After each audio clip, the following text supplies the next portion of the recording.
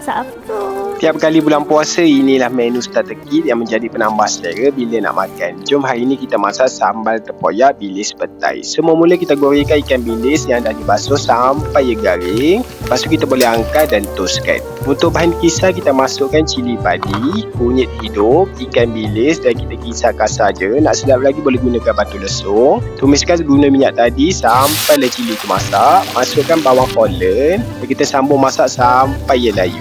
Masukkan tempoyak, air secukupnya. Kalau tempoyak masam tak perlu dah letak asam kemping. Perasakan dengan garam dan gula secukup rasa. Tumiskan sampai pecah minyak dengan api yang perlahan. Masukkan petai. Kalau ada daun kunyit boleh masukkan. Kalau tak ada pun tak apa. Kacaukan sebati. Lepas tu boleh tutup api. Bila dah sejuk boleh masukkan ikan bilis tadi dan kacaukan sampai ia sebati. Siaplah menu kita hari ini, sambal tempoyak bilis petai. Yang mana tak ada idea nak masak sahur esok, boleh je masak sambal ni. Lepas tu goreng telur dan makan dengan nasi. Mudah dan cepat je. Dengan ini saya mengucapkan selamat menyambut bulan puasa. Untuk lebih banyak resepi, boleh follow, like dan komen. Jom makan!